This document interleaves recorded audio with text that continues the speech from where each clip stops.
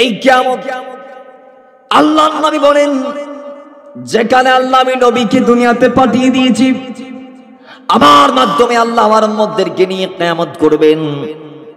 আল্লাহ আল্লাহর হাবিবকে দুনিয়ার জমিনে পাঠিয়ে কিয়ামতের এক একটা বর্ণনা মানুষদের কানে কানে পৌঁছিয়েছে।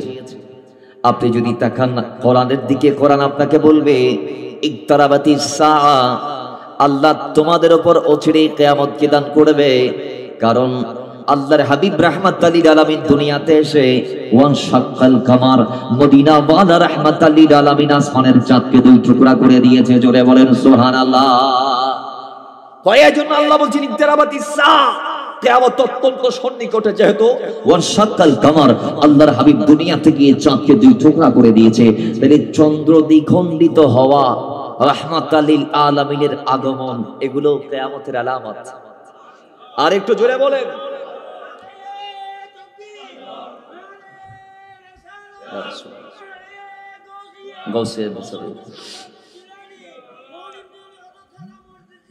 জিন্দাবাদ জিন্দাবাদ তেরে বাবার আমার। তো আল্লাহ বলছেন, হে দুনিয়াবাসী শোনো, কই আমি আমার বন্ধুকে পাঠিয়ে কিয়ামত সন্নিকটে তোমাদেরকে জানিয়ে দিয়েছি। রাহমাতুল লিল আলামিন আমাদেরকে কিছু বড় বড় কথা বলেছেন কিয়ামতের আলামতের ব্যাপারে।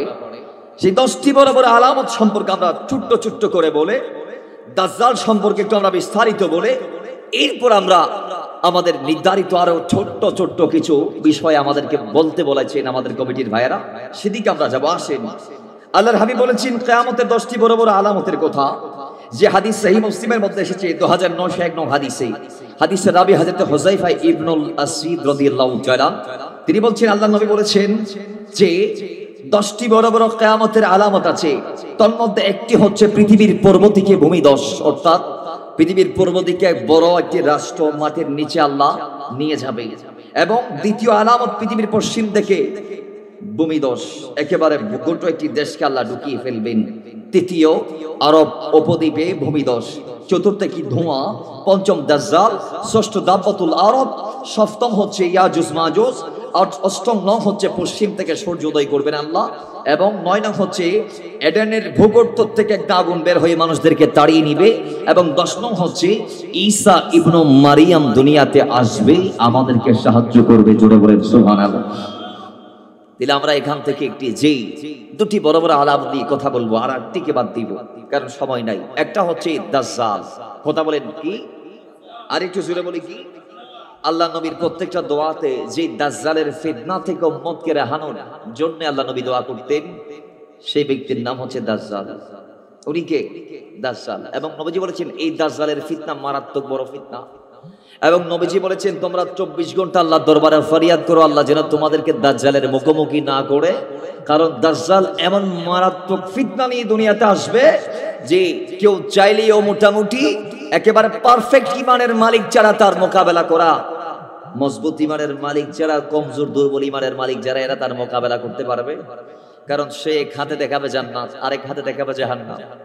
আপনি বলবেন মনে হইবে গজুল আজম ফাল্লাই, ইবে এক হাতত ব্যস্ত দেখার, আর এক হাতত যোজক দেখার। আসে কিছু এখানে আমাদের কিছু ইমানকে মজবুত করার থিওরি আছে, অ্যান্টিবায়োটিক আছে। খেয়াল করে নবীজি দাজ্জালের ব্যাপারে অনেক কথা বলেছেন।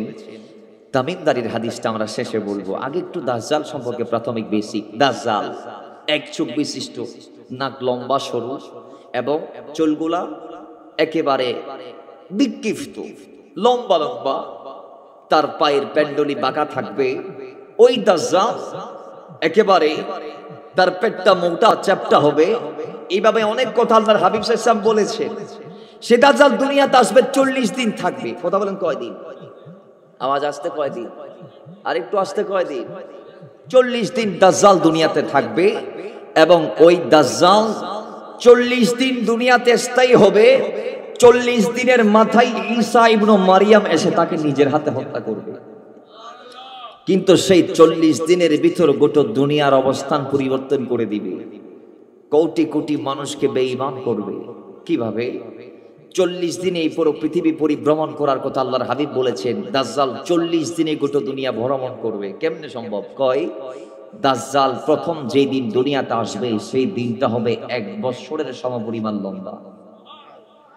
বাবার আমার আল্লাহর নবী বলে দ্বিতীয় দিনটি 1 মাস সমপরিমাণ লম্বা, আর তৃতীয় দিনটি 1 সপ্তাহ পরিমাণ লম্বা হবে, বাকি 37 দিন একেবারে প্রত্যেক দিনের মতো।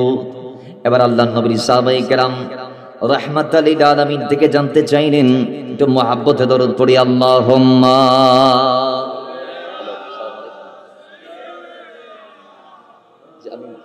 আমি মাহফিলে আছি ঘন্টা পরে ফোন দেন।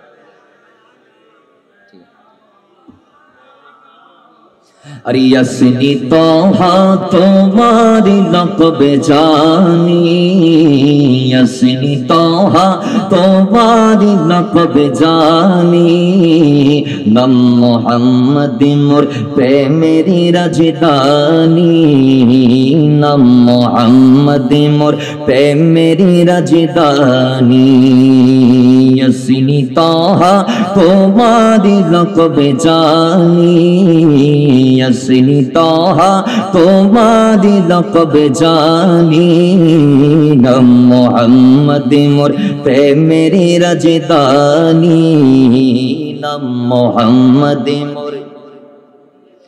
अरे जिनोरे जल्लो रबीउल अव्वले,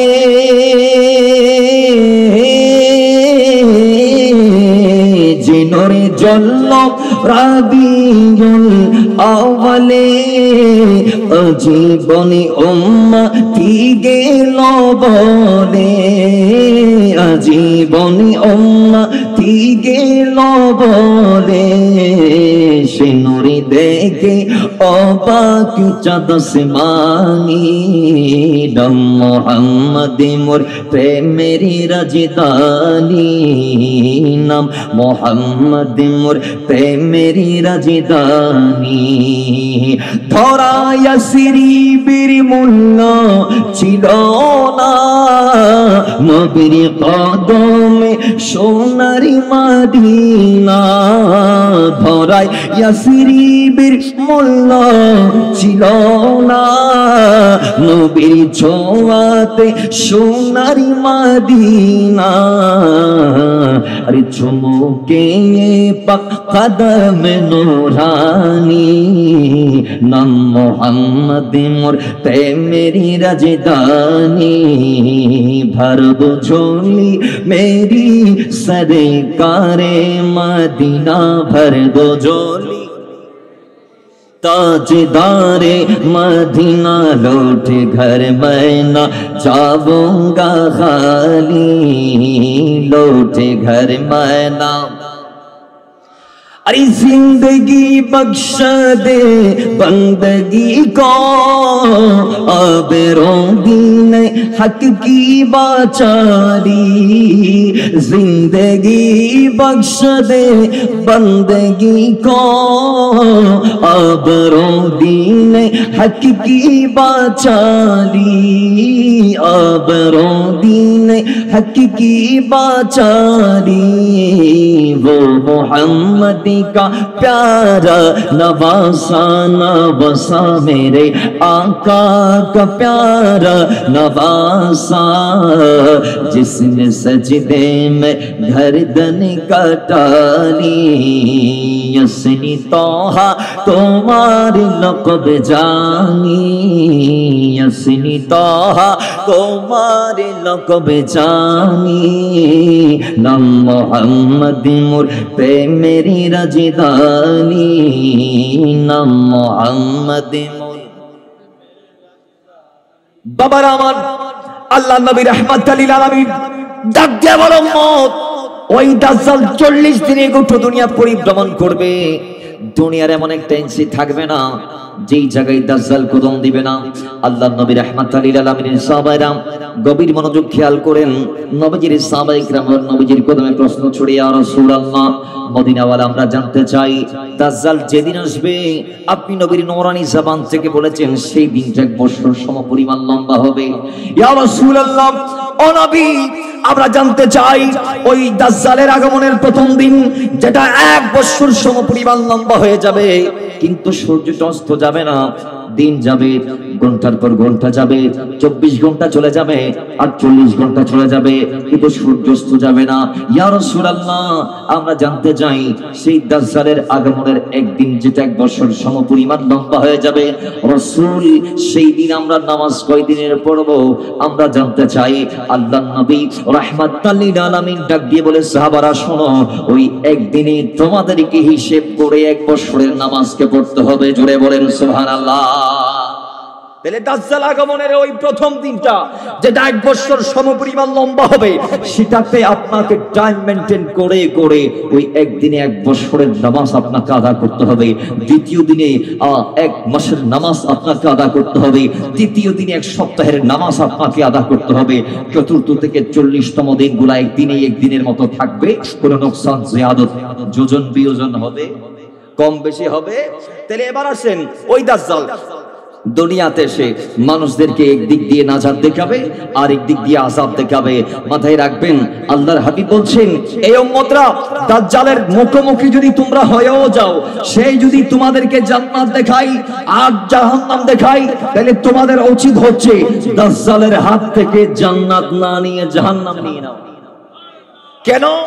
কারণ দাজ্জাল যেটাকে জান্নাত বলে দেখাবে সেটাই জাহান্নাম, আর যেটাকে জাহান্নাম বলে দেখাবে সেটা জান্নাত। আজকের সমাজে আমরা দেখছি ওই বড় দাজ্জালের আগে কিছু সেমি ছোট ছোট দাজ্জালের আগমন হয়েছে। এরা মিলাদুন নবীকে বলে বেদাত করলে জাহান্নামী, উরুসুন নবীকে বলে বেদাত করলে জাহান্নামী, মিলাদুল কিয়ামকে বলে বেদাত করলে জাহান্নামী। তাহলে ওই বড় দাজ্জালের আগে আমরা বুঝে নিলাম এগুলা ছোট দাজ্জাল এসেছে, এবং তারা যেগুলাকে জাহান্নাম বলে চালাচ্ছে, মাথায় রাখবেন সেটাই জান্নাত। এগুলাই বেশি বেশি করবেন। কথা বলেন ঠিক? ফাতিহাকে বেদাত বলে কিনা, মিলাদ কিয়ামকে বেদাত বলে কিনা, ওরসুন নবীকে বেদাত বলে কিনা, আমাদের প্রত্যেকটা আমল যেগুলা সুন্নিরা আমরা করি তারা বেদাত বেদাত বেদাত কয়। বেদাতের ফ্যাক্টরির বড় চেয়ারে মনে হয় যে তারা যেন বসে আছে, আর মনে একটা শব্দ তাদের মাথাদেরকে শিখাইছে এটা বেদাত, অথচ 32টা দাঁত তাদের ভিতর আছে, এরপরে বলে বেদাত। বেদাত মানে দাঁত ছাড়া, কি ছাড়া? ইতারা তো দাঁত নাই, কথা কম না, এরপরে বলে বেদাত। আর আমাদেরকে বলে বেদাতি কি আমাদের দাঁত নাই নাকি? হ্যাঁ, আপনাদের দাঁত নাই, কিন্তু এরা বলে আপনাদেরকে বেদাতি। তা আমরাও বলি আমরা বেদাতি নই, আমরা ইবাদতি। ঠিক কিনা বলেন?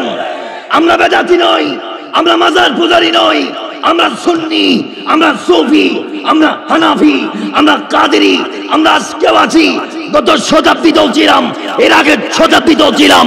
আমরা সেই মদিনাওয়ালার দামাম থেকে, কদম থেকে আস্তে আস্তে 1500 বছর পরেও এখনো সুফি হিসেবে, সুন্নি হিসেবে দুনিয়াতে এখনো আমরা ঠিকই আছি। কথা বলেন ঠিক কিনা? যারা আমাদেরকে মাইনাস করতে চাইবে তারা মাইনাস হয়ে যাবে, ঠিক কিনা বলেন? অনেক বলেছে তো তারা ওলি আল্লাহর বিরুদ্ধে, শান্তি কমেছে। মিলাদুন নবীর বিরুদ্ধে কি কম চেষ্টা করছে এরা? সর্বশেষ রোডম্যাপ কমাই দিয়েছে। এজিদের কিছু সেলা ফেলা এখন প্রশাসনের বড় বড় চেয়ারে বসে আছে। মাথায় রাখবেন, এজিদেরা চেয়ারে থাকলে হুসাইনিরা মূল্যায়ন পাবে। সমস্যা কি? 2 জন ভাই শহীদ হয়েছে, মুরাদপুর হইতে 2 জন শহীদ হয়েছে। তোমাদের রোডম্যাপের সংক্ষিপ্তকরণের কারণে আমাদের 2 জন ভাইকে হইতে জীবন দিতে হয়েছে, কিন্তু তারা জীবন দিয়ে আসল জীবন পেয়েছে, ঠিক কিনা বলেন? তারা তোমাদের মতো মিছিলে গিয়ে তোমরা দলের জন্য জীবন দাও, আর আমাদের গুলা জীবন দেয় নবীর জন্য, ঠিক কিনা বলেন? তাদের আর আমাদের পার্থক্য এটা, তারা দলের জন্য সব বেদাতকে জায়েজ করতে পারে, কিন্তু আমরা নবীর জন্য সব উজাড় করতে পারি। আমাদের কাছে দলের চেয়ে নবীর দাম বেশি, বাবার যে নবীর দাম বেশি, ভাইয়ের যে নবীর দাম বেশি। আমরা মাথায় রাখবেন, আমরা শত্রুকেও বুকে নিতে পারি শত্রুর মুখ থেকে যদি নবীজির পক্ষে কথা বের হয়, আর আমরা বন্ধুকে কুরবান করতে পারি যদি বন্ধু নবীর বিরুদ্ধে চলে যায়, ঠিক কিনা বলেন? সিদ্দিক আকবর প্রমাণ দিয়েছেন। আব্দুর রহমান বিন আবু বকর বলছিল, আব্বাজান হুজুর, আমি বদরের মাঠে আপনাকে পাইছিলাম কয়েকবার, কিন্তু আমি আপনাকে আঘাত করি নাই, আপনি আব্বা বলে। আপনি যদি আমার পাইতেন কি করতেন? কয় তোর 1 কপি 2 টুকরা করে ফেলাইতেন। কেন? কারণ তুই সন্তানের চেয়ে আমার অন্তরে নবীর ভালোবাসা বেশি।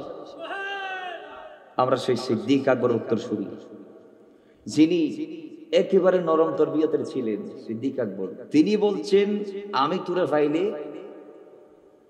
কারণ তুই সন্তানের চেয়ে আমি সিদ্দিক আকবরের অন্তরে আমার নবীর ভালোবাসা বেশি।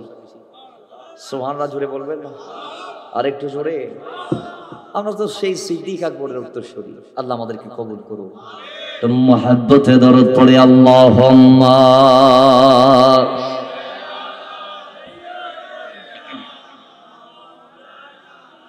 ওয়া আলি সাইয়্যিদিনা।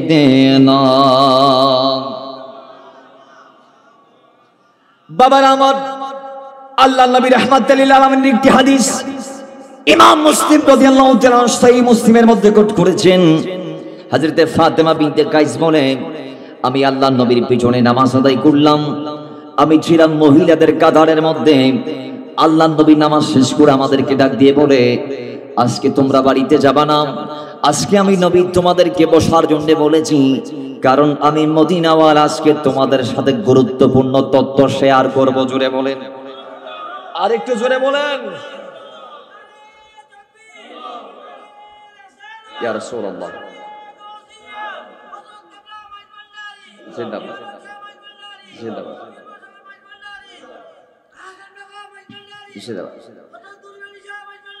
জিন্দাবাদ। বাবার আমার, এবার আল্লাহ নবী বলে, আমি তোমাদেরকে গুরুত্বপূর্ণ তথ্য দিব। কি তথ্য দিব তোমাদের? কি কারো জানা আছে নাকি? কেন বসাইলাম কেউ জানো নাকি?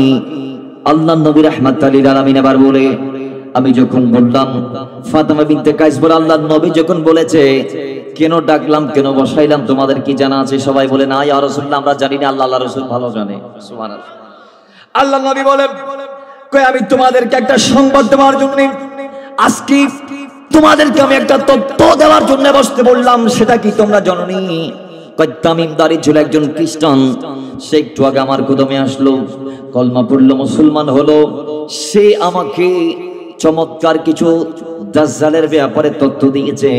আমি সেগুলা তোমাদেরকে জানিয়ে দেওয়াটাকে ভালো মনে করছি।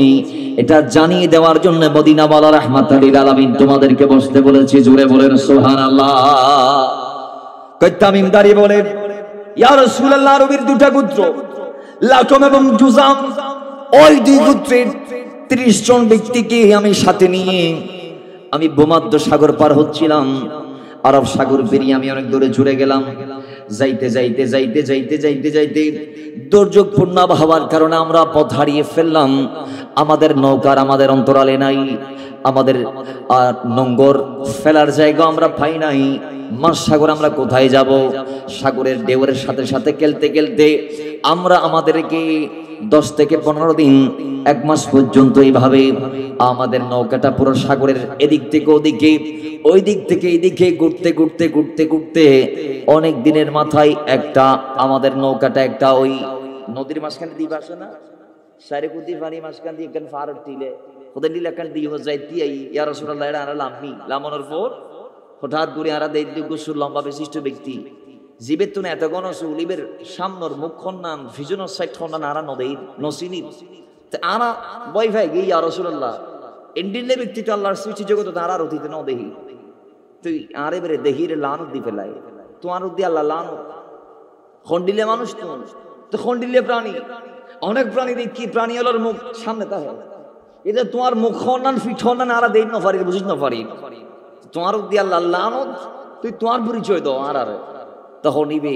খর হুজুর আমি আপনাদের অপেক্ষমান হয়ে এই দ্বীপে অনেকদিন ধরে আছি আমি একজন গোয়েন্দা আমি কি গোয়েন্দার খাম তত্ত্ব সংগ্রহ করো কি তত্ত্ব কার গোয়েন্দা কই দাজ্জালের গোয়েন্দা দাজ্জালকে কই ভিতরে আসে যান উনি আপনাদের জন্য অপেক্ষা করছেন সুবহানাল্লাহ জুড়ে বলো এখন এরা ভয়ে ভয়ে গেছে কয় ও বাজিরি কি গো দেখি এবে আনারে দুই একর হতা হয়ে ফেলাই এখন ডরে তো আর ন যাই ন পারে রিতে রাখে দেখতে প্রাণী খুব ভয়ঙ্কর মারাত্মক এখন ওরা কি করলেন ওই গুহার ভিতর ঢুকলেন দেখা যায় তামিমদারি বলছেন কয় এমন একজন ব্যক্তিকে দেখলাম অনেক বিশাল লম্বা, চোখটা ফুল আঙ্গুরের মতো, গাটা লাল বন্ডের, চুলগুলা কোকড়ানো কোকড়ানো।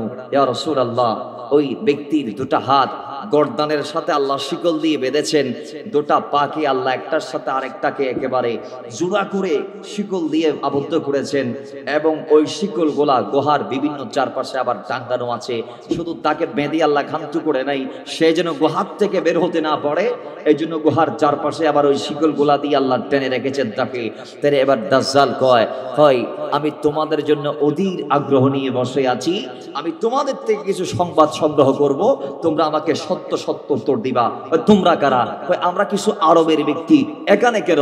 এইরকম আমরা 1 মাস ধরে তুফানের সম্মুখীন হয়ে সাগরে ঘুরতে ঘুরতে ঘুরতে ঘুরতে বোটের ইঞ্জিন নষ্ট হয়েছে, নৌযান নষ্ট হওয়ার কারণে 1 মাস আমরা সমুদ্রের এদিক থেকে ওদিকে ঘুরতে ঘুরতে পরিশেষে এই দ্বীপে আসলাম, একজন গোয়েন্দা তোমার সংবাদ দিল, আমরা আসলাম। তো এখন দাজ্জাল ডাক দিয়ে বলে ঠিক আছে, ঠিক আছে, তোমরা আমাকে বলো যে তোমরা কোথ থেকে এসেছো?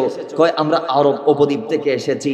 তো এবার দাজ্জাল ডাক দিয়ে বলে আমি তোমাদেরকে কিছু প্রশ্ন করবো, এবার ওই আরব উপদ্বীপের তোমরা আমাকে সত্য সত্য উত্তর দাও। তোমরা বলো যে তোমরা আমাকে বাইসান সম্পর্কে খবর দাও, বাইসানের কি অবস্থা? তখন তারা বলল সেখানকার কি সম্পর্কে জানতে চান? খেজুর বাগান। কই এখানে অত্যন্ত মারাত্মক ভাবে আল্লাহ খেজুর দিচ্ছে, একের পর এক, মৌসুমের পর মৌসুম, সিজনের পর সিজন, সেখানে একেবারে ফল দিচ্ছে সেখানকার গাছগুলা। তখন দাজ্জাল বললেন নিশ্চিত অচিরেই সেই দিন আসবে যেদিন বাইসানের মানুষ তাদের গাছের মধ্যে কোনো ফলের দেখা পাবে। তার মানে জায়গায় নড়াল্লাই মরুভূমি বানায় ফেলাইবে। নাউজুবিল্লাহ বলুন। বাবারা আমার, দাজ্জাল বলে আমাকে দ্বিতীয় সংবাদ দাও বুহায়রাতুত তাবারিয়া সম্পর্কে। কই সেখানকার কি সম্পর্কে তুমি জানতে চাও? দাজ্জাল বলে সেখানকার পানি সম্পর্কে জানতে চাই।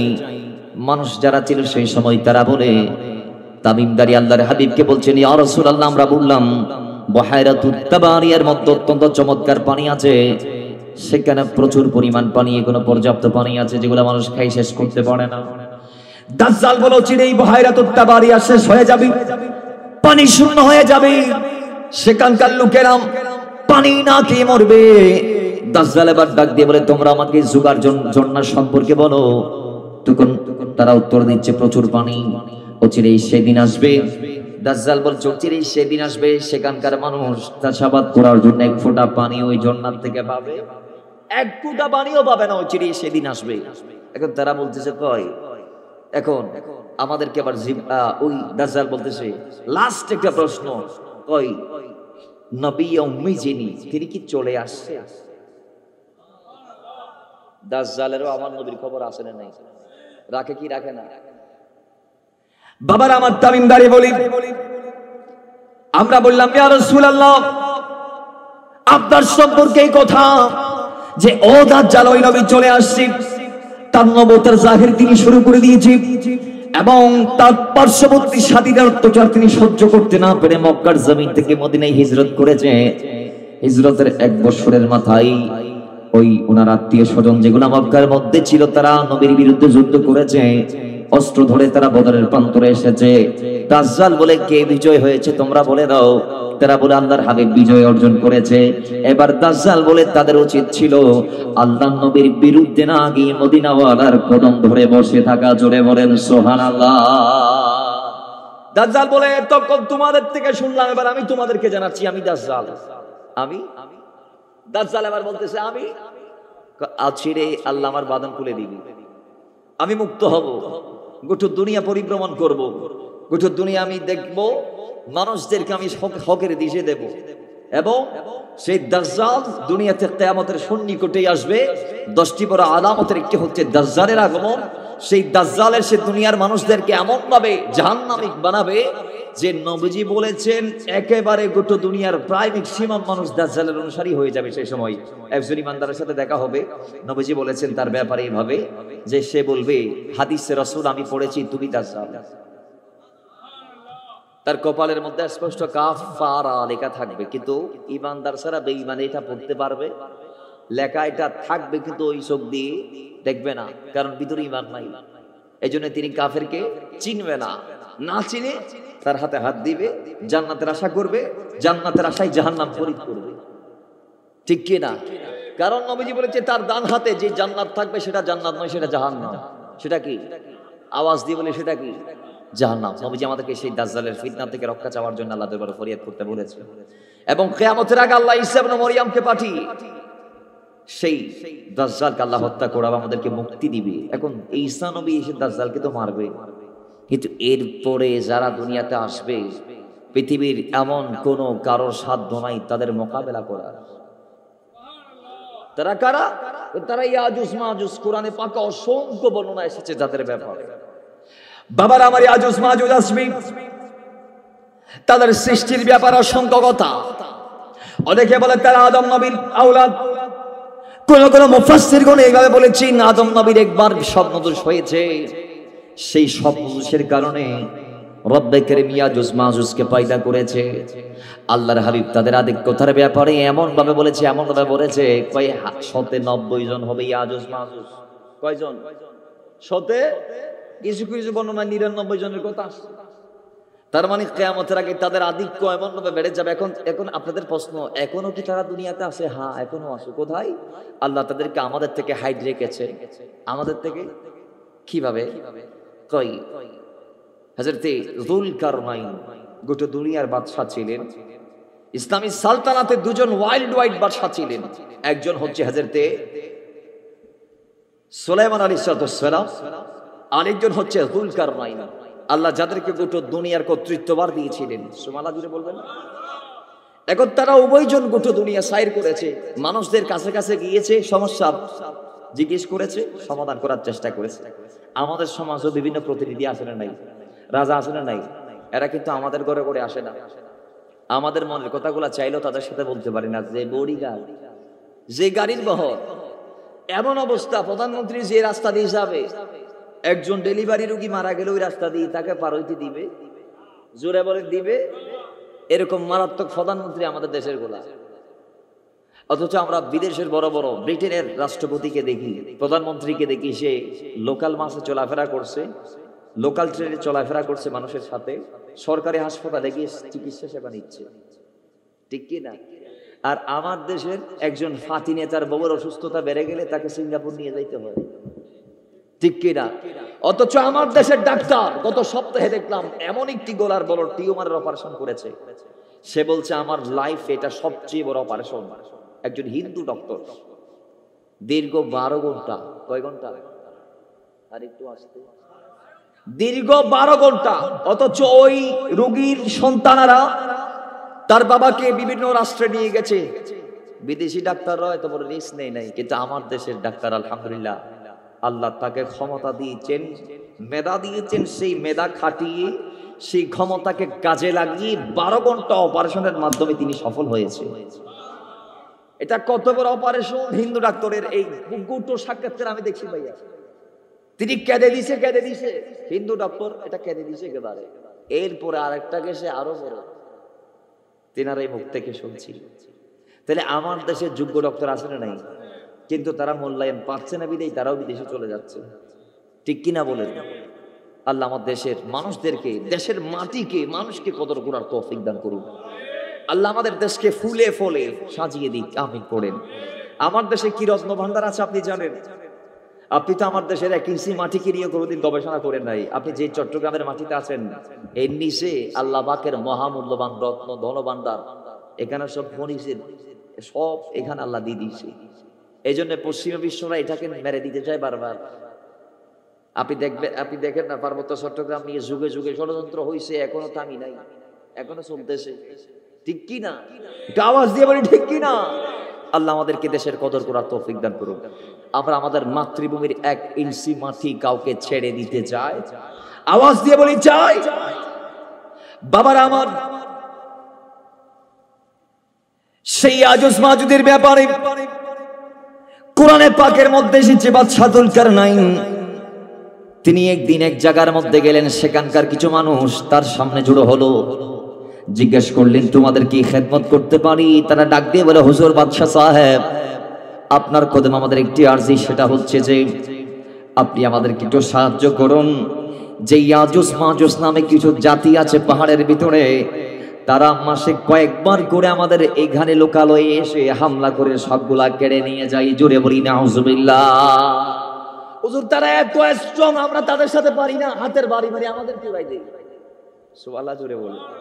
এত স্ট্রং হুজুর, আমরা তাদের সাথে পারি না, এরা আসলে আমরা যা আছে দিদি, এরা যা মন চাই নিয়ে যাই। হুজুর এদের থেকে আমরা বাঁচতে চাই। ইয়াজুজ মাজুজ এদের নাম। তখন হযরত যুলকারনাইন তিনি বলছেন, ঠিক আছে তোমরা আমাকে সাহায্য করো। কি দিয়ে সাহায্য করবা? কই লোহা কঙ্কর কংক্রিট এগুলা দিয়ে নয়, তোমরা আমাকে শ্রম দাও, শক্তি দিয়ে সাহায্য করো, আমি সব কিছুর ব্যবস্থা করতেছি, তোমরা শুধু আমাকে শ্রমিক হিসেবে সাহায্য করো। জোরে বলেন সুবহানাল্লাহ। তাদের বিশাল পাহাড়ের চারদিক দিয়ে শীষে ডালা প্রাচীর দিলেন, মাটির নিচে 70 ফুট গভীরে নিয়ে গেলেন সে প্রাচীর গোলা, এবং ওপরে অনেক উঁচা করে যাতে তারা পার হইতে না পারে এরকম করে দিয়ে ওপরে সীসা ঢেলে দিয়ে একেবারে আগুন জ্বালিয়ে দিলেন। কিয়ামত পর্যন্ত সেই আগুন জ্বলবে। এরা প্রত্যেক দিন কি করে জানেন? কোরআনের আয়াত, এরা প্রত্যেক দিন ওই প্রাচীরের সামনে আসে, দেওয়ালটা টপকানোর জন্য চেষ্টা করে, পারে না। এবং তারা কি করে, আমরা যখন ওপর দিক দিয়ে যাইতে পারতেছি না, নিচ দিয়ে যাওয়ার চেষ্টা করো। তখন নিচ দিকে আমরা যাবা, তো খনন কাজ করো। তো তারা প্রত্যেক দিন সকালবেলা সবাই এসে মাটি খনন করে, করতে করতে করতে করতে একেবারে নিচ পর্যন্ত চলে যায়। এবং যাওয়ার পরে এরা প্রত্যেক দিন সূর্যের আলো দেখে, সূর্যের আলো যখন তারা প্রত্যেক দিন দেখে, তখন তাদের যিনি রাইস সে তাদেরকে বলে, চলো সঙ্গী সাথীরা, আগামী কালকে আমরা বাকিটা খনন করে বের হয়ে যাব। এবং তারা সেটা বলে আপন নিড়ে ফিরে যায়, আর আল্লাহ ফেরেশতা দিয়ে রাতের বেলা আবার মাটিগুলা ভরাট করে দেয়। জোরে বলেন সুবহানাল্লাহ। তারা প্রত্যেক দিন খনন করে, আর আল্লাহ ফেরেশতা দিয়ে মাটিকে কি করে দেয়। বাবারা আমার, কিয়ামতের আগে তাদের সরদার একদিন বলবে, এ আমার সঙ্গী সাথীরা, আজকে অনেক খনন করে চই, দেখো সূর্যের আলো দেখা যাচ্ছে, চলো আজকে আমরা ফিরে যাই, ইনশাআল্লাহ আমরা আগামী কালকে বের হব। এই একটা ইনশাআল্লাহ তিনি বলবেন সেদিন, এই ইনশাআল্লাহ আল্লাহর দরবারে এমন ভাবে কবুল হয়ে যাবে, সেদিন আল্লাহ ওই ইনশাআল্লাহর বদৌলতে আর ভরাট করবে না আল্লাহ, এবং ওই তাদের খননকৃত জায়গাটা আগের অবস্থায় রেখে দিয়ে পরের দিন সকালবেলা আল্লাহ তাদেরকে বের হওয়ার ব্যবস্থা করে দিবে। আর হাদিসে পাকে এসেছে, ওই ইয়াজুজ মাজুজেরা পাহাড় থেকে যখন পঙ্গপালের মতো জমিনে নামবে, নামার পরে দুনিয়াতে যে বড় বড় গাছপালা গুলো আছে, সেই বড় বড় গাছগাছালি গুলা ইয়াজুজ মাজুজের দমনীতে, তাদের হাতের আঘাতে বড় বড় গাছপালা গুলা একেবারে তোলার মতো উড়ে উড়ে চলে যাবে। তারা দুনিয়ার মধ্যে সেই সমস্ত পানি তারা একবারে পান করে ফেলবে। ওই বড় বড় মানুষগুলা সারা দুনিয়ার পানিকে পান করে ফেলবে। এরা পান করে একটা নদীর পানিকে শেষ করে নদীকে যাবে। এদের কাজ হচ্ছে হত্যাযজ্ঞ চালানো, দুনিয়াটাকে রণক্ষেত্র বানানো, দুনিয়াটাকে একেবারে শেষ করে ফেলা। আজকে দুনিয়াতে বড় বড় কামান বের হয়েছে, এখান থেকে আমেরিকা হামলা করা যায়, আমেরিকার থেকে একটা সুইচ টিপলে বাটনে টিপ দিলে এখানে হামলা করা যায়। এত বিশাল বিশাল মিসাইল বের হওয়ার পরেও, এত বিশাল বিশাল বাবার আমার অস্ত্র বের হওয়ার পরেও ইয়াজুজ মাজুজের কোনো গতি মানুষ করতে পারবে না। মানুষদেরকে তারা পা দিয়ে পিষ্ট করে মাটির সাথে মিশিয়ে দেওয়ার পর তাদের পরবর্তীতে আরেক দল ওই নদীর কিনারায় যাবে। অতীতে যাদের একদল গিয়েছিল সেই পানে গিয়েছিল, ওই নদীতে তাদের পরের আরেক দল গিয়ে বলবে, কয় এখানে তো এক ফোঁটা পানি মনে হয়, এখানে মনে হয় কোনো একদিন পানি ছিল। এরা আসি বলবে, কয় কোন এক সময় এখানে পানি ছিল, কিন্তু আজকে পানি ছিল, এটা ঠিক আছে, খাইছো তারা। তাদের আরেক দল, আগের দল। বাবার আমার, এবার এদের অত্যাচারে গোটা দুনিয়া জর্জরিত হয়ে যাবে। চারদিকে লাশ আর লাশ, লাশের সারিতে মানুষ ভাসবে। জলে লাশ, স্থলে লাশ, পাহাড়ে লাশ, পর্বতে লাশ, গড়ের মধ্যে লাশ, উঠানের মধ্যে, মাঠের মধ্যে, ঘাটের মধ্যে, দালান কোঠার মধ্যে লাশ। দালান কোঠাগুলো হাত দিয়ে ভেঙে ফেলবে, মানুষদেরকে মশা মারার মতো করে তারা মারবে। এমন ভয়াবহ দুর্দর্শ জাতির মোকাবেলা করতে না পেরে আল্লাহর নবী ঈসা রূহুল্লাহ নিজে আত্মগোপন করে আল্লাহর নির্দেশে পাহাড়ের ভিতরে ঢুকে যাবে। জোরে বলেন সুবহানাল্লাহ। ঈসা নবী কোথায়? ফারের ভিতর। ঈসা নবী ফারের ভিতর ঢুকে যাবে। এখান থেকে দোয়া করবেন, আল্লাহ ইয়াজুজ মাজুজ পৃথিবীকে রক্তাক্ত করছে, লাল করে ফেলেছে। আল্লাহ আমরা তার ধ্বংস চাই। ও মনিব, ইয়াজুজ মাজুজকে তুমি ধ্বংস করে দাও, ধ্বংস করে দাও। আল্লাহর সঙ্গে সঙ্গে নবী ঈসার দোয়া কবুল করবে। নাগাফ নামক এক ধরনের পোকা পাঠাবেন। ওই পোকাগুলো এসে আল্লাহর এই জমিনের উপরে যারা দুর্দর সত্যচারী হিসেবে ইয়াজুজ মাজুজের বাহিনী থাকবে, আল্লাহ তাদের পুরো বডিকে জাররা জাররা করে খেয়ে ফেলাবে ওই পোকাগুলার মাধ্যমে। জোরে বলে একেবারে ওই যে আল্লাহ বলেছেন, আব্রাহা যখন হস্তি বাহিনী নিয়ে কাবা ধ্বংস করতে এসেছে, আমি আবাবিল তথা ঝাঁকে ঝাঁকে পাখি পাঠিয়েছি।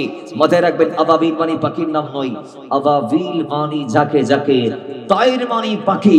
ওই ঝাঁকে ঝাঁকে আল্লাহ ছোট্ট ছোট্ট পাখি পাঠিয়েছিল, যাদের ঠোঁটে দো পায়ে তিনটা টোটাল ছোট্ট ছোট্ট কংক্রিটের দানা ছিল। এই দানাগুলা মাথার উপরে এমন ভাবে পড়েছে, ওই এত স্পিড আল্লাহ তাদের ওই দানার মধ্যে দিয়েছিল যে ওই দানাগুলা, ওই পাথরগুলা সেই আব্রাহার বাহিনীর মাথা ছেদ করে, বড়ি ছেদ করে, একেবারে ওই বিশাল হস্তি বা হাতি এদের পেট ছিদ্র করে সেই দানা নিচে পড়ে গেছে। জোরে বলেন সুবহানাল্লাহ। এত বিশাল পাওয়ার ছিল সেই ছোট্ট ছোট্ট কংক্রিটের ভিতর।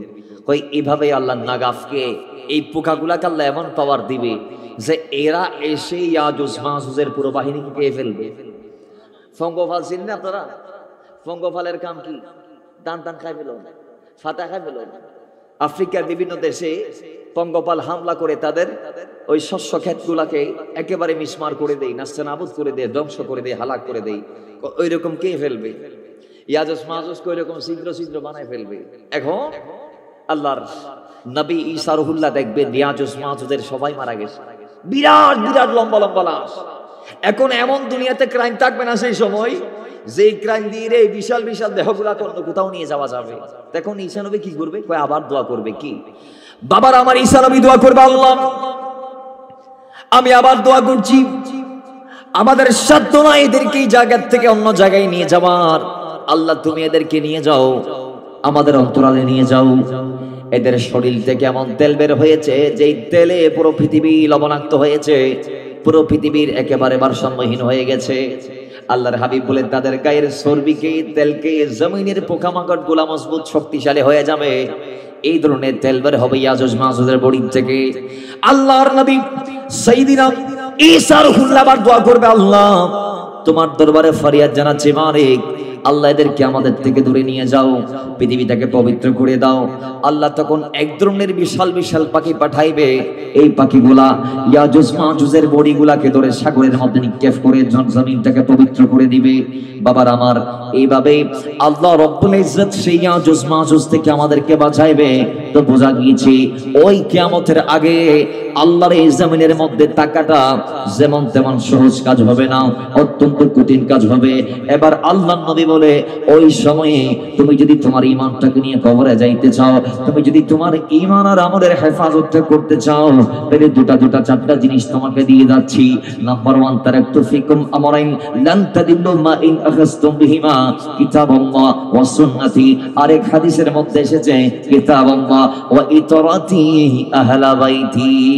জোরে বলে আল্লাহু আকবার, আল্লাহু আকবার, ইয়া রাসূলুল্লাহ। বসে আব্দুল সাকিব জিন্দাবাদ, জিন্দাবাদ, জিন্দাবাদ। তাহলে বুঝে নেবা ও দুনিয়ার মুসলমান, তাহলে এই রব্বুল ইজ্জতের হাবিব আমাদের কি জানিয়েছেন, ওই সময়ে তুমি তোমার ঈমানটাকে হেফাজত করতে চাইলে তিনটা জিনিস, দুটা চারটার কথা বললাম, সর্বোপরি টোটাল মিলিয়ে তিনটা। কি? একটা হচ্ছে আল্লাহর কিতাব, দ্বিতীয়টা হচ্ছে নবীর সুন্নাহ, তৃতীয়টা হচ্ছে আল্লাহর নবীর আহল। একটু জোরে বলেন সুবহানাল্লাহ। এই তিনটা জিনিসকে যদি আপনি আমি আঁকড়ে ধরতে পারি, তাহলে নবীজি বলছেন লান তাদিল্লু, তুমি গোমরা হবে না, তুমি হালাক হবে না, তুমি বেঈমান হবে না, তুমি ঈমান নিয়ে কবরে যাওয়ার সুযোগ পাবা। যত তোফান আসুক না কেন, যত মুসিবত আসুক না কেন, যে বান্দা কোরআনকে আঁকড়ে ধরবে, নবীর সুন্নাহকে আঁকড়ে ধরবে, নবীর আহলে বাইতকে আঁকড়ে ধরবে, সে কখনো বেঈমান হয়ে কবরে যাবে। জোরে বলেন কবরে যাবে এই জন্য আল্লাহ পাকের হাবিবের দেয়া পথ আর মতকে আল্লাহ আমাদেরকে বেশি বেশি মানার তৌফিক দান করুন। আমরা তো সকালবেলা কোরআন মানলে সন্ধ্যাবেলায় ভুলে যাই, সন্ধ্যাবেলায় মানলেও সকালবেলা ভুলে যাই।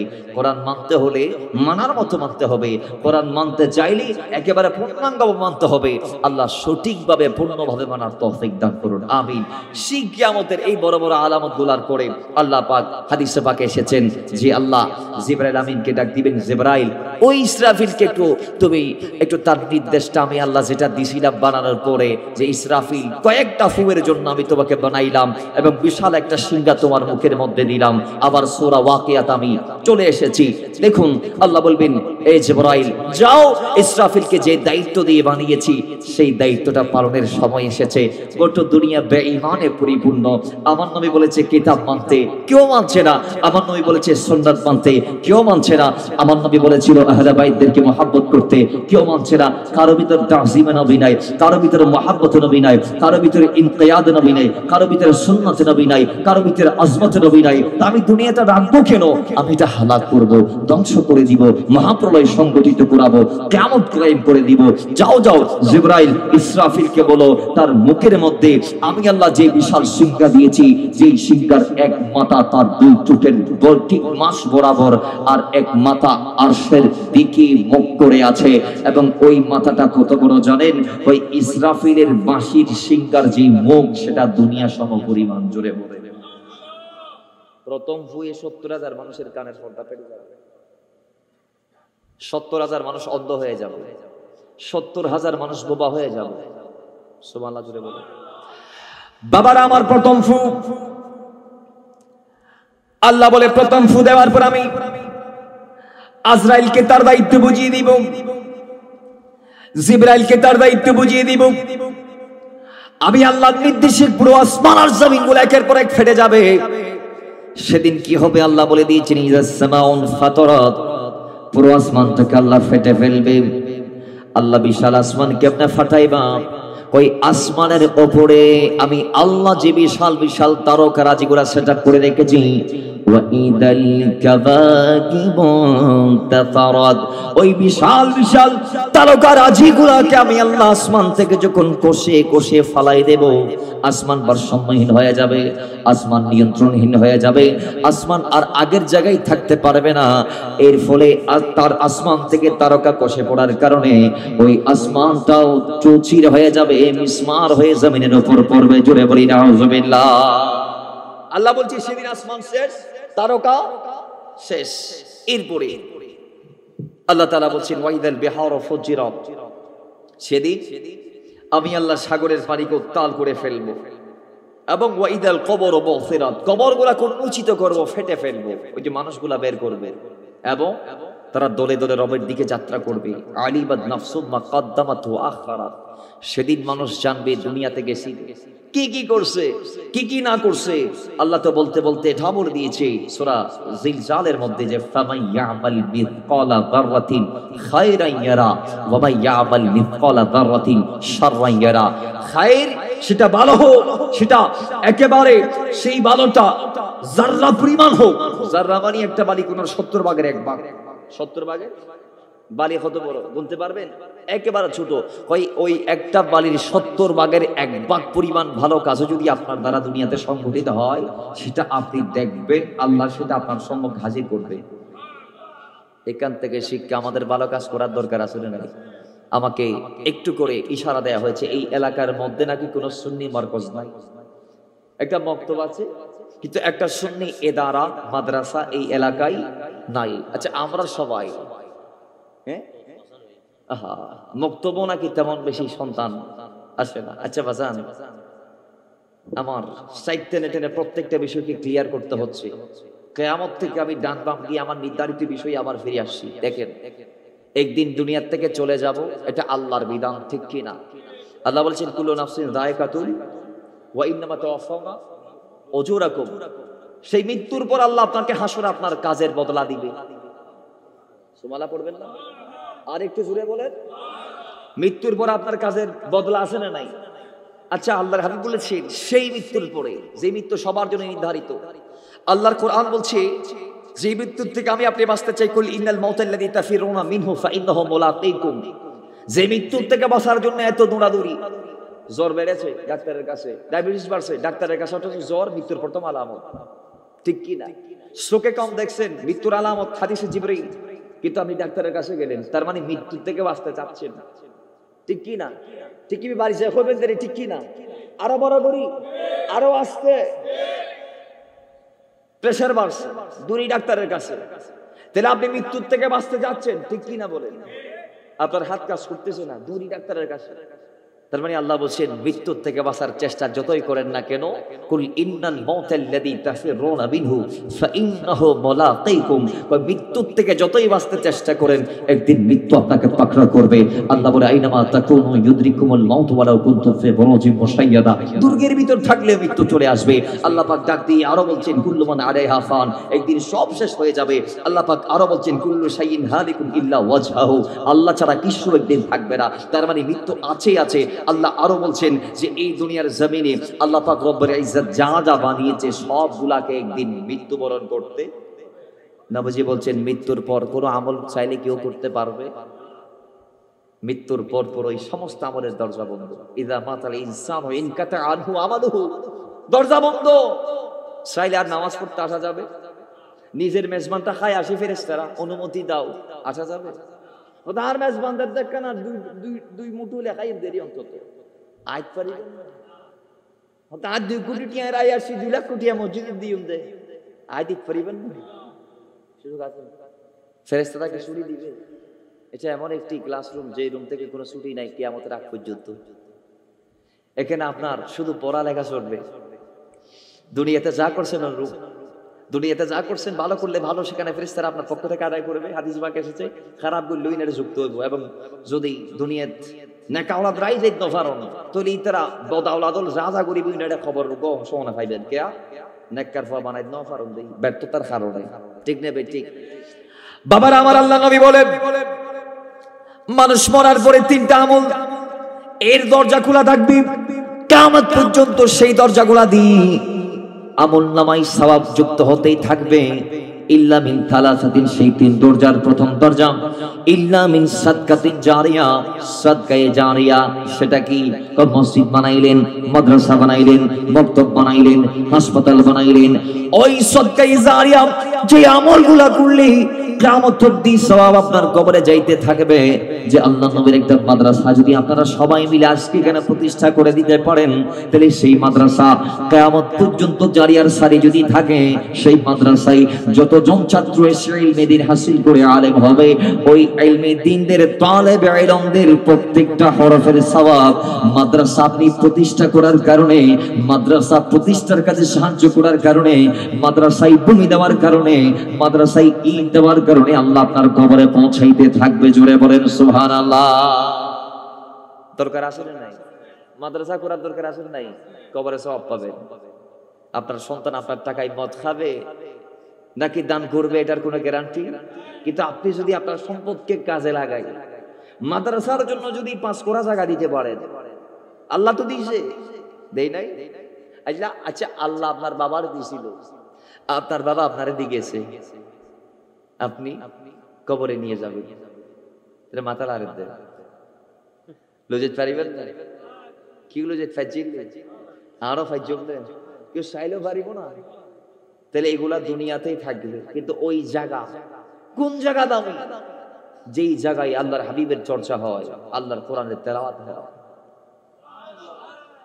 আপনি যদি চান আপনার যে ধন সম্পদ আল্লাহ দিয়েছেন সেখান থেকে একটা জায়গা আপনি মসজিদ মাদ্রাসার জন্য বরাদ্দ করবেন, তাহলে দুনিয়াতে আমি মনে করি এই জামানায় আপনার চেয়ে দামি বান্দার দুনিয়াটা অদ্বিতীয় আর নাই। এখন সবাই তো আর জায়গা দিতে পারবে না, জায়গা দিবে বাকিদের দায়িত্ব আসলে নাই। কেইতে জায়গা কোদের ঈদে মাদ্রাসা মাদক ইয়েন হলেও না, মদিনা ওয়ালাল্লাহ মসজিদ নববিল্লাহ জায়গা কিনে দিয়ে দে বাদশাহ তুব্বা ইবনে হুমাইর ইবনে দারদা, সুবহানাল্লাহ জুড়ে বলবেন না? তিনি জায়গা খরিদ করে দলিল পত্র তুলে দিলেন তার 4000 পাদ্রী যিনি রইস শামুল তার কাছে। তার 23তম মতান্তরে 17তম আওলাদ হচ্ছে হযরতে আবু আইয়ুব আনসারী রাদিয়াল্লাহু তাআলা। তিনি তার গোলাম আবু ইয়ালাকে সেই দলিল দিয়ে নবীর কাছে পাঠাইলো। নবী বলে, আবু ইয়ালা আমার জায়গায় দলিল নিয়ে আসছে। সুবহানাল্লাহ, আরেকটু জোরে বলবেন। তো সেই মদিনাতে আল্লাহর নবী হেরম প্রতিষ্ঠা করলেন। সেই মদিনাকে আল্লাহর নবী যখন মদিনা বানানোর জন্য ডাক দিলেন, প্রথম ইটটা তখন দিয়েছিলেন সিদ্দিক আকবর রাদিয়াল্লাহু তাআলা। এরপরে প্রত্যেকটা সাহাবী এক একটা ইট দিয়েছিল, যাদের ইটের কারণে মদিনা নির্মাণ হয়েছে। তাহলে আপনি কোথায় আছেন?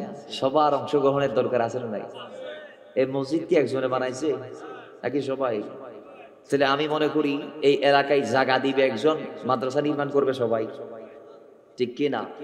কারণ 2 নম্বর সওয়াবের রাস্তা ইলমিন ইনতাফাউ বিহি, ওই ইলম যেগুলো মানুষের কল্যাণে আসে, এই ইলম যারা শিখাবে, শিখানোর ব্যবস্থা করে দিবে, তাদের কবরে কিয়ামত পর্যন্ত সব জারি আর সারি থাকবে। 3 নং, আপনার সন্তানকে যদি সেই মাদ্রাসায় সেই মক্তবে পাঠাইতে পারেন, আও ওয়ালাদিন সালিহিন ইয়াদউনাহু, উস্তাদরা তাকে কেরাত শিখাবে, নামাজ শিখাবে, দোয়া দরুদ শিখাবে, মাসনুন জিকির শিখাবে, তাকে কবর জিয়ারতের নিয়ম শিখিয়ে দিবে। তাহলে আপনি ওই আপনার সন্তানকে অন্তত ডাক্তার বানান, মাস্টার বানান, আমার কোনো আপত্তি নাই, যদি অন্তত কোরআন এর স্পেশাল কিছু সূরা কেরাত ঠিক করাই দিতে পারেন, দোয়ার সিস্টেমটা যদি শিখিয়ে দিতে পারেন মক্তবে পাঠিয়ে, তাহলে অন্তত ওয়াল্লাহি আমি আপনাকে নিশ্চিত নির্দ্বিধায় অভয় দিতে পারি যে আপনার সন্তান আপনার ইন্তেকালের পরে আপনাকে দোয়া দিতে সে ভুলবে না। কারণ আপনি তাকে দোয়া করা শিখিয়েছেন। কিন্তু এখন কিছু মক্তব আছে যেখান থেকে শিখাই দোয়া করা বেদাত, জানাজার পরে কোনো দোয়া নাই। কিন্তু আলহামদুলিল্লাহ আমাদের গুলা সেই মক্তব না, আমাদের গুলো ওই মক্তব যেখান থেকে দোয়ার চর্চা হয়। এবং আমাদের মক্তবে ছুটির সময় মোনাজাত আছে, আমাদের মসজিদে নামাজের পর মোনাজাত আছে, আমাদের জানাজাতে নামাজের পর মোনাজাত আছে, আমাদের ঈদগাতে নামাজের পর মোনাজাত আছে, আমাদের মাহফিলে মিলাদ ও কিয়ামের পর মোনাজাত আছে।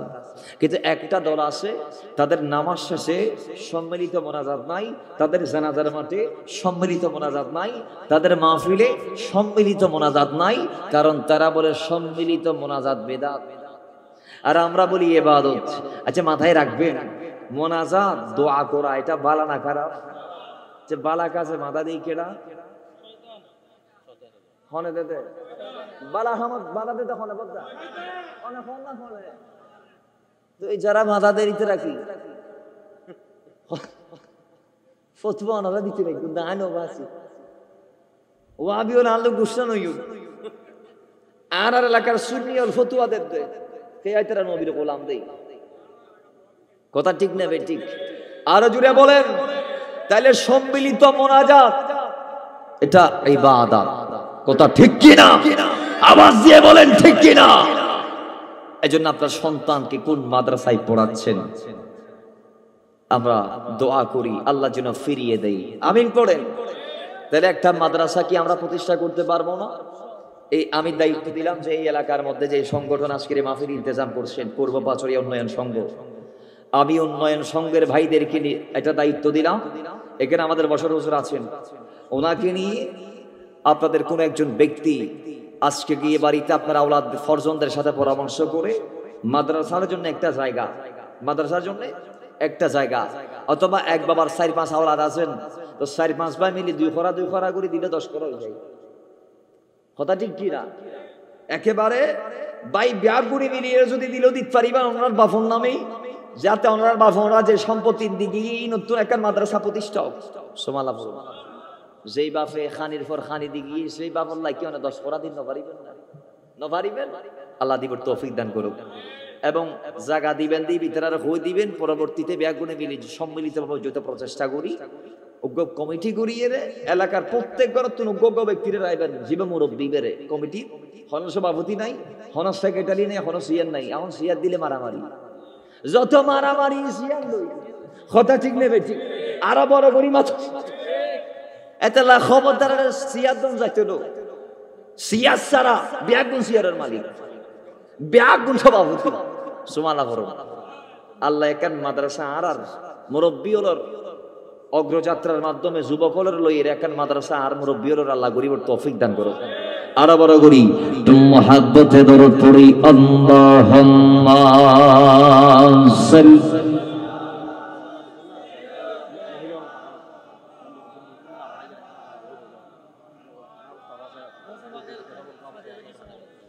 وعلى آل سيدنا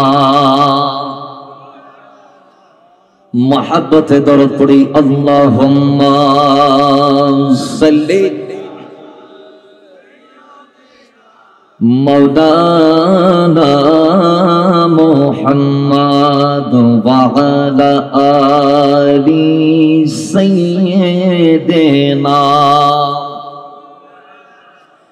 کہ وہ جس کے لیے محفل کونین سجی ہے فردوس بری جس کے وسیلے سے بنی ہے وہ ہاشمی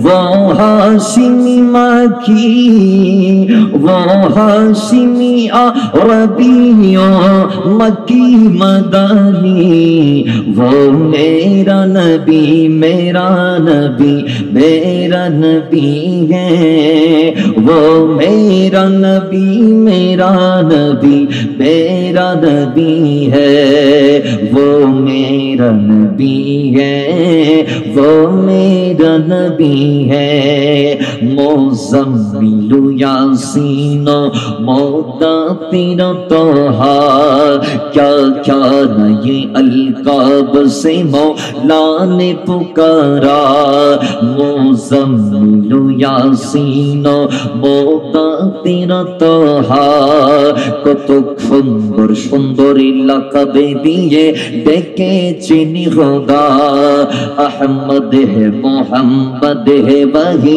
खत्म रसूल है मखदूम मौराबी है वही वाली कुल है अल्लाह का फरमा अलम नशरह लक सदरक मंसूब है जिससे वरफाना लक दिक्रक कि वो ज़ात की जो मज़गर लो ला कलमा है जो साहिब रफ़े रफ़े शबे में राजी हुआ है असरावी इमामते असरावी इमामत जिसे नबियों के मिली है वो मेरा नबी मेरा नबी है वो मेरा नबी मेरा नबी मेरा नबी है তিনি যারে জন্য সেজে গেছে এই গোটা জগৎ জান্নাতুল ফেরদাউসে হলো তারে দেখানো পথ তিনি আরাবী তিনি আরাবী হাশমিয়ার মক্কি মাদানী তিনি আমারই নবী সবারই নবী আমাদেরই নবী তিনি আমারই নবী আপনারই নবী সবারই নবী वो मेरा नबी है वो मेरा नबी है बुरी वो मेरा नबी है বাবার আমার ওই মদিনা ওয়ালা আবার ডাক দিয়ে বলে আল্লাহ বলবেন দুনিয়াটাকে ধ্বংস করে দাও ইসরাফিল আবার সিংহার মধ্যে ফু দিবে আল্লাহ বলে আজরাইল তোর আমি দায়িত্ব দিয়েছি ক্ষমতা দিয়েছি তুই চাইলে এক মুহূর্তে গোটা দুনিয়ার সবাইকে আমি আল্লাহর দরবারে জমা দিয়ে দিতে পারবি সবার প্রাণ হরণ করে আজকে তোর সেই ক্ষমতাকে মানুষদেরকে দেখানোর টাইম এসেছে আমি আল্লাহ বলছি আল্লাহর এই জমিনে যত মানব আছে সমস্ত মানব এবং দানবের প্রাণটা তুমি হরণ করে আমার কুদরতি কদমে জমা দিয়ে দাও জোরে বলেন সবাই শেষ মুহূর্তে সবাই একটু আওয়াজ দিয়ে বলি সবাই ইমানদাররা বেহুশের মতো হবে বাকিরা হালাক হবে ইমানদারদের বেহুশ এটা মৃত্যু সুবহানাল্লাহ এমনিতেও তো আমাদের ইমানদার যারা আছে মৃত্যু মানে একটা পর্দার নাম এদের দেহর জায়গায় আছে, রূহ আলাদা হয় সাময়িকভাবে, কিন্তু কবর দেওয়ার পর আল্লাহ আবার এদেরকে জিন্দা করে, ঠিক কি না? একটু আওয়াজ দিয়ে বলে ঠিক কি না? অনেকে বলে কবরে নাকি আমাদের দেহকে আযাব দিবে, রূহকে না। না না না, কিয়ামতের মাঠে এটা নিয়ে বেজাল হবে। রূহ বলবে আল্লাহ আই তো কোনো গুনাহ নাও করি, আইতের ভিতর আসিলাম জানা। দেহ হবে আল্লাহ আই না হদি হতা নাই তো হদ দি ইতে না তাই আই কিটা সুমালা বল। রূহ হবে তো হুদাই ঠিক কি হাম গুজে আইতে তেরিং গুজে না হবে ইতে উল্টো উল্টো বেঙ্গু জাত দি চ্যাং দি মুখ দিয়ে রে ইন আদ দুস না ইতের আযাব দো। দেহ হবে তো আল্লাহ ইতে সম্পূর্ণ বেন উল্টা পাল্টা হদ দে কেয়া ইতে যদি আরবিতে ন তাইলে আর কি কিছু করে দিতেন না। তা আল্লাহ হবে তো এবার সমাধান আই হুদা দির। শুনো, দুয়া মানুষ মরুভূমির মাঝখান দিয়ে যায়, দুয়া মানুষ মরুভূমির হাদিসে পাক আল্লাহ পাক জবাব দিবেন। দুইটা মানুষ মরুর মাঝখান দিয়ে যাচ্ছে, মাঝখান দিয়ে একটা বড়ই গাছ পাইলো।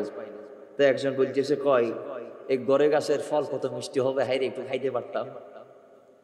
আমাদের ভিতর বড়ই গাছ দেখলে এরকম কিছু যুবক আছে ডিল হইবে মার একটা, ঠিক কি না? ওকে দল হইলে মারি চাই, অন্তত দল হইলে মারা ঘুরি বুকু বড়ই ভাব নব একটা দল হইলো ডিল হইলো। আল্লাহ বলবে দুইজন হাঁটি যাই মরুর মাঝখানে বড়ই গাছ, এখন একজন খাটো মানুষ আর একজন লম্বা। তুই উনি একজন বলতেছে কয় বড় বেশি মজা, এগুলো একটু খাইতে পারতাম। তা আরেকজন সাথে যে আসে বলবে ঠিক আছে পারো না, ঠিক আছে আমি তো আমার নাগালের ভিতর পারতেছি যা, আই তো লগ্ন হয় আই তুই চোখ তো হয় ঠিক আছে, তুমি আর হাতের উদ্দি পারো না। সুমালা জুড়ে বলেন আমাদের দেশে অনেক বক্তা আছে কোরআন হাদিস ছাড়া এরা মিথ্যা গল্প, এটা কিন্তু সত্য হাদিস, যদিও এটা রহস্যময় কিন্তু এটা হাদিসে নববী। আরো জুড়ে বলেন বাবার আমার আল্লাহ বলবে এবার তাদের একজন বলবে আপনি আমার কাঁধে উঠে বড়াই পারে। আমার কাঁধে উঠে আপনি কি করেন? চুরি করেন। এবার আল্লাহ বলবে এখানে গুনাহগার, দোষ কে করছে? তো দুইজনে বলবে, রুহ বলবে দেহ বলবে দুজন তো গুনাহগার। কিয়া একজন চুরি করছে আরেকজন চুরি করতে সাহায্য করছে, তা আল্লাহ বলবে দেহ রুহ দুনিয়ার গুনাহগার। জোরে বলেন কারণ রুহ বাধা দেই নাই, দেহের ভিতর ছিল। বাধা না দেওয়ার কারণে, রুহানিয়ত না থাকার কারণে ওই বান্দা দেহ নিয়ে গুনাহ করতে পেরেছে। তো গুনাহ করার সময় যেহেতু দেহের ভিতর রূহ ছিল বিদায় গুনাহটা সংগঠিত হয়েছে। তো আল্লাহ বলবে আমি আযাবু দেহ আর রূহ দুটাকেই দেব। জোরে বলেন, আরো জোরে বলেন। এবার আল্লাহ বলবে ওই বান্দাদের সমস্ত দেহ থেকে রূহ বের করো। কাকে বলবে? জিবরাইল আজরাইলকে। সমস্ত বান্দার রূহ নিমিষেই নিয়ে নিবে, নিমিষেই। সুবহানাল্লাহ জোরে বলেন। দানব যারা আছে জিন সবার রূহ নিয়ে নিবে। আল্লাহ বলবে এই ফেরেশতা আজরাইল এখন কে আছে? আল্লাহ আরশ বহনকারী খাস ফেরেশতারা আছে, যে 8 জনকে তুমি আরশ আজিমকে বহন করার দায়িত্ব আজকে দিয়েছো তারা আছে। আম ফেরেশতারা আছে, খাস ফেরেশতারা আছে, আমরা সার ফেরেশতা বড় আমরা আছি। সুবহানাল্লাহ। বাবার আমার আল্লাহ বলবেন ফেরেশতা সবাইকে তুমি মেরে ফেলো। সমস্ত ফেরেশতারা সেদিন ইন্তেকাল করবে, তাদের শেষ হয়ে যাবে। বাবারা আমার, আল্লাহর আয়াত কোরআন আমাদেরকে জানিয়ে দেয়, আল্লাহ বলে কুল্লু নাফসিন যায়কাতুল মউত, প্রত্যেক প্রাণী মরণশীল। ফেরেশতারা খুশি, তারা বলে আল্লাহ আমরা মনে হয় থেকে যাব, সবাই মারা যাবে। আল্লাহ বলে কুল্লু মান আলাইহা ফানি ওয়া ইয়াবকা ওয়াজহু রাব্বিকা দুল জালালি ওয়াল ইকরাম। জোরে বলি আল্লাহু আকবার। আল্লাহ বলে কেউ থাকবে, কুল্লু মান আলাইহা ফান, সব ফানা হয়ে যাবে, সেখানে ফেরেশতাও থাকার কোনো অপশন আল্লাহ রাখে। এবার আল্লাহ বলবে এই আজরাইল সমস্ত ফেরেশতাদের জানটা তুমি হরণ করে নাও। সেই কিয়ামতের দিন সমস্ত ফেরেশতা যারা আম ফেরেশতা সবার প্রাণ আল্লাহ নিয়ে নিবে আজরাইলের মাধ্যমে। এবার আল্লাহ বলবে আর কে আছে? কই আল্লাহ মুকাররব ফেরেশতারা আছে, কই সবার প্রাণ নিয়ে নাও, নিয়ে নেওয়া হবে। আল্লাহ বলবেন আর কে আছে? কই আরশ বহনকারী ফেরেশতারা আছে। আল্লাহ বলবে নিয়ে নাও, নিয়ে নিবি। এবার আল্লাহ বলবে এই আজরাইল আর কে আছে আমি জানতে চাই। কই আল্লাহ আমরা 4 ফেরেশতা আছি, বিশেষত জিবরাইল, মিকাইল, আমি আজরাইল, আমাদের ইসরাফিল, চারজন ছাড়া কেউ নাই। আল্লাহ এবার ডাক দিয়ে বলবে যে ইসরাফিল একটা ফু দিয়েছে, ওই ইসরাফিলের জানটাও তুমি আজরাইল কবজ করে নাও। জোরে বলেন সুবহানাল্লাহ। গেল ইসরাফিল, একটা ফু দিয়েছে, আরেকটা ফু বাকি। ও দুনিয়ার মুসলমান, আল্লাহ সে ফেরেশতাকেও মেরে ফেলবেন। এরপর আল্লাহ বলবেন আর কে আছে? জিবরাইল বলবেন আমি আছি, মিকাইল বলবে আমি আছি, আজরাইল বলবে আমি আছি। আল্লাহ বলবে আজরাইল, জিবরাইলের টানাও, মিকাইলের টানাও, নেয়া হবে একের পর এক দুইজনের রূহ। আল্লাহ বলবে আজরাইল আর কে আছে? রব্বি, আমি আছি, তোমার হুকুমের গোলাম আমি। আজরাইল ছাড়া ভূমণ্ডলে, নবমণ্ডলে, জলে স্থলে আর কেউ নাই। আল্লাহ বলবে তোরা মরতে হবে। আল্লাহ তুমি তো আমার মারা শিখাইলা, মরা শিখাও নাই, কেমনে মরবো জানতে চাই। আল্লাহ বলে তোর জান কবজ করবো আমি আল্লাহ নিজে। আরো জোরে বলেন, মুহাব্বতে বলেন।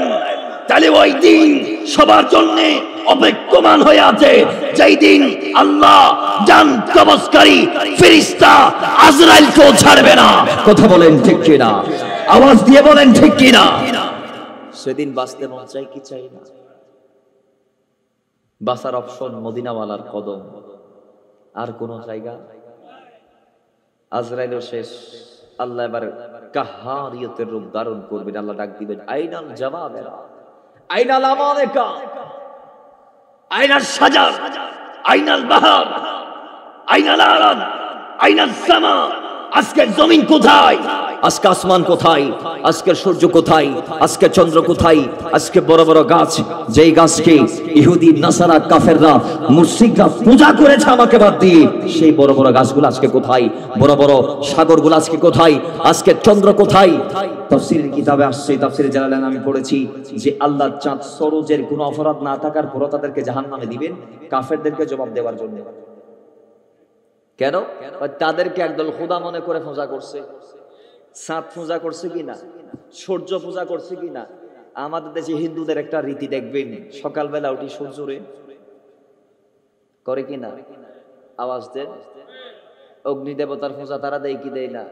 সূর্য দেবতা তাদের আছে না নাই? চন্দ্রের দেবতা আছে না নাই? তাহলে আল্লাহ এই চাঁদ আর সরোজকে অপরাধ না থাকার পর চন্দ্র কি গুনাহ করছে? সূর্য কি গুনাহ করছে না? এর ফলে জাহান্নামে দিব দে, ওই তারার জবাব দিবেন নাই। স তোমারা জিনের খোদা মনে করছো, ইনরা আজ জাহান্নামে চলাই। সুবহানাল্লাহ পড়বেন না? তাহলে বাঁচার অপশন মুস্তাফার কদম। ওই কদম ছাড়া দুনিয়ার বাকি কদমে গুললেও কবুল হবেন, বাঁচতে পারবেন। আল্লাহ মদিনাওয়ালার কদম ধরে থাকার তৌফিক দান করুন। একান থেকে যেদিক যাচ্ছি সর্বশেষ সেই কদম ধরে যারা ধরেছে তার নাম হচ্ছে গৌসে পাক আব্দুল কাদের জিলানী। মাহফিলের শেষ উপলক্ষ সেটা। আমাকে বলা হয়েছে ফাতিহা ইয়াজাম উদযাপন উপলক্ষে কিছু বলতে হবে। আমি এমন ভাবে বিষয়গুলোকে সেটআপ করলাম, বাই সিরিয়াল যাতে আলোচনা চলে, মাঝখানে ডান বামগুলো চলে। এখন উরসিরে এক মিকে জালে ওনারা বুঝি না পারিবেন, এর না তো সিস্টেম এই সেটআপ করুন যে আল্লাহ তাআলা বুঝি লইবর, মানি লইবর, তৌফিক দান করুক, আমল করিবর তৌফিক দান করুক। তো গৌসে পাক হ্যাঁ, কারণ তার জীবনের প্রত্যেকটা সেকেন্ড আমাদের জন্য তিনি আদর্শ হিসেবে দিয়ে গেছেন। তিনি দুনিয়াতে 90 থেকে 91টি বছর ছিলেন। কয় বছর? 90 থেকে 91। তার গোটা জিন্দেগির প্রত্যেকটা সেকেন্ডকে পাই পাই করে হিসাব করলে দেখবেন তিনি নবীর সুন্নতের বাইরে একটা কদমও মারে নাই, জীবনে মিথ্যা কথা বলে নাই। আর আপনি আমি লাইনে লাইনে মিথ্যা বলি, একটা মিথ্যাকে সত্য বানানোর জন্য আবার হাজারটা বলি, ঠিক কি না? কেমন মা বাবার পেট দিয়ে আল্লাহ গৌসে পাককে পাঠিয়েছেন, যারা একটা ফলকে 12 বছর গোলামি করেছে। কেমন মায়ের পেট থেকে আল্লাহ গৌসে পাককে পাঠাইলেন, যে মায়ের ঘরে 12 বছর একজন পরপুরুষ ছিল, কিন্তু কোনোদিন সে জানে না ওই মালিকের ঘরের ভিতর যে একজন কুমারী মেয়ে আছে। কিন্তু আজকে আমাদের দেশেও চাকর বাকর আছে, আইল্লাফও আছে, কাজ করে দেখো আছে, আর বাইফত বাইশি হল আর রাখি ঘরত খামতাম গরিবের লাই, কিন্তু ইতারা আর বসখানার ভিতরে গলি আর বউল বই বই ভাত খায়। ঠিক কিনা বলেন? আওয়াজ দিয়ে বলেন ঠিক কিনা?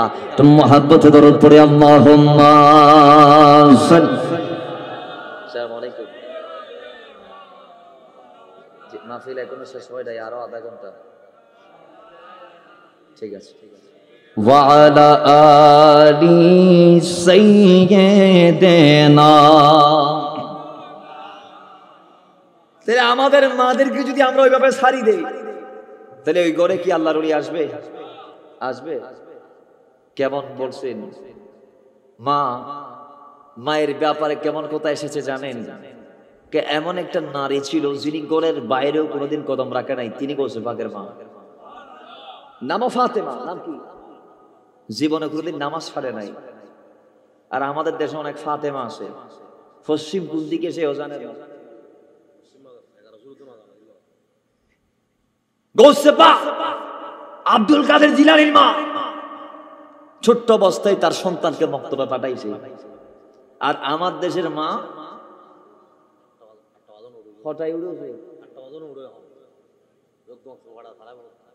আপনারা কি আপনাদের সন্তানদেরকে মক্তবে পাঠান? পাঠান না? আপনি আপনার সন্তানকে কেজিতে পড়ান, প্রাইমারি স্কুলে পড়ান, আমার কোনো আপত্তি নাই বাবা, কিন্তু মক্তবটা যাতে জারি থাকে। আর জুড়ে বলেন, মক্তবেটা চালো থাকুক, আমরা চাই কি চাই না? গড়ের মা যাদের শিক্ষিত এরা অনেকে মাস্টরি করে কয় আর ফরায় ফরাইম দে। আপনি কি বুঝবেন এগুলা? আপনি যদি জানতেন আল্লাহর হাবিব আপনাকে ইমামতের দায়িত্ব দিত, নবীজি আপনি নারীকে ইমামতির দায়িত্ব দেয় নাই, ঠিক কিনা বলেন? কিন্তু হাফিজে কোরআনরা আছে প্রত্যেকটা মক্তবে, এরা সন্তানদেরকে ওয়ারাতিলিল কোরআনা তারতিলা, আল্লাহর হাবিব যে বলেছেন কোরআনকে তারতিল সহকারে আদা করতে হবে, পড়তে হবে। তা আপনি মা সেটা যদি আপনার সন্তানকে জানাইতে না পারেন, আলহামদুলিল্লাহ এটা যে হাত সাবাই পড়তে হবে, এটা যদি আপনার জানা না থাকে, তাহলে আপনি আপনার সন্তানকে পুরো কোরআন হিফজ করাইলেও কোনো লাভ, জোরে বলে কোনো লাভ, বরং ভুল কোরআন পাঠককে কোরআন নিজে লানত দেয়। তাহলে এই জন্য হাফেজে কোরআনদের কাছে আপনার সন্তানকে পাঠাবেন, শেখাবেন, এবং কতটুকু শিখতে পেরেছে আপনি এসে হুজুরের কাছে জিজ্ঞেস করবেন, হুজুর তোমার হুজুর কি এটা খবর শিখি অনতুন আয়ের হুজুর তো ফুসালন ফুরিব, হুজুরের পেশাদন ফুরিব, দুই তীরে ভরাইতে পড়াইবেন লাই, চাপ দিবেন লাই, ঠিক কি না? এখন ওনারা ফোন পাঠাতে লিখবে। তাহলে আপনি আপনার দায়িত্ব পালন করতে পারছেন? পারেন নাই। এই জন্য সন্তানদেরকে আমরা এক সময় দেখতাম, আজ থেকে 8-10 বছর আগে, মারা সন্তানদেরকে ছোট্ট অবস্থায় ফজরের সময় উঠাই দিয়ে মসজিদে পাঠাই দিত, এরপর পর কোরআন শরীফ, এবং আমাদের মারাও গুনগুন গুনগুন গুনগুন করে কোরআনে পাকের তেলাওয়াত করতে বারান্দায় বসে ফজরের পরে। আজকে কি মাদের গুনগুন কোরআনের আওয়াজ শোনা যায়? 11টা বাজে দিনের 11টা কয়টা তো আওয়াজ দিয়ে বলে কয়টা? তাইলে হবে? সমস্ত রিজিক আল্লাহ পাক সকাল বেলায় মানুষকে দেয়। সেই সকাল বেলা আপনি ঘুমের মধ্যে কাটাইলেন, রিজিক কোথায়? এটা আরেকজনের দ্বারা চলে গেছে, আল্লাহ পাহাড়ে পর্বতে নিক্ষেপ করে দেয় ওই রিজিক গুলা ফেরেশতা পাঠিয়ে। এই জন্য পাহাড় এত বড়। তাহলে এই জন্য ফজরের টাইমে আমাদের দরজা খোলা রাখতে হবে, কোরআনে পাকের তেলাওয়াত করতে হবে। এটা আল্লাহর কোরআনের আয়াত। আল্লাহ বলেছে তোমরা নামাজ পড়ে আমি আল্লাহর রিজিককে অন্বেষণ করো, আর অধিক পরিমাণে আল্লাহর জিকির করো। জোরে বলেন সুবহানাল্লাহ। এই জন্য আল্লাহ আমাদেরকে ফজরটা জামাতে আদা করার তৌফিক দান করুন, আমিন পড়ি। তাহলে এবার আসেন ওই গৌসে পাকের মা সন্তানকে মক্তবে পাঠাইলো। মক্তবে গেলেন গৌসে পাক ছোট্ট অবস্থায়। হুজুর বলছে আলহামদুলিল্লাহ রাব্বিল আলামিন, গৌসে পাক বলে পরের লাইন, হুজুর বলে আউযু বিল্লাহ, গৌসে পাক বলে বিসমিল্লাহ। এইভাবে একটানা গৌসে পাক এক বসাতে কোরআনে পাকের তিনি 18 পারা হুজুরকে হাজিরি দিয়ে দিলেন। জোরে বলেন সুবহানাল্লাহ। দাম কম না বেশি? এত বড় মহান যোগ্যতা কোত্থেকে পাইছে একটু জানবেন না? একটা দুনিয়ার কোন দার্শনিক এটাকে স্বীকার করতে পারবে না। আজকে আমি যে দলিল দিব, দুনিয়ার যত নাস্তিক বা আস্তিক আছে, আস্তিকরা তো মানে, নাস্তিকরা তো মানে না। দুনিয়ার সমস্ত নাস্তিক আমার এই কথা মানতে বাধ্য হবে, যে কথা আমি এখন বলবো খেয়াল করলে ইমানের গান লাগান। গৌসে পাক মায়ের পেট থেকে 18 পারা শিখে দুনিয়াতে এসেছে। আমরা ওয়াকিয়া বর্ণনা করি, আমাদের ধর্মের কিছু নাস্তিক আছে যেগুলা ডাইরেক্ট নাস্তিক না, এগুলো আমাদের ইসলামী নাস্তিক। কিছু আছে ইসলামী নাস্তিক, ব্যানার ছাড়া নাস্তিকেরা না, আর কিছু নাস্তিক আছে টুপিওয়ালা নাস্তিক, পাগড়িওয়ালা নাস্তিক, তসবিওয়ালা নাস্তিক, জুব্বাওয়ালা নাস্তিক। এরা কয় আব্দুল কাদের জিলানী বা আরাডুল্লি গো মানুষ ই বাবার মা ফেরতুন আড়ারো মারা কেন শিখিয়েছে একখানা বড় বড়ি ফেরত নাম সুবিল্লাহ। এই কথা তারা বলে, তাদের জন্য একটু অ্যান্টিবায়োটিক দিচ্ছি শোনেন। মেডিকেল সায়েন্সের একটা ব্যাখ্যা, ডক্টররা বলছেন সন্তান মায়ের পেটে যখন আল্লাহ পাক সন্তানের জানটা যখন দিয়ে দেই, বাচ্চার ভ্রূণের বয়স যখন মায়ের রেহেমের ভিতর 4 মাস 10 দিন হয়, তখন আল্লাহর পক্ষ থেকে একজন ফেরেশতা এসে বাচ্চাকে প্রাণ দিয়ে দেয় এবং 4 মাস 10 দিন থেকে বাচ্চা হাত পা নড়াচড়া শুরু করে দেয়। ঠিক কি না? আওয়াজ দিয়ে বলি ঠিক কি না?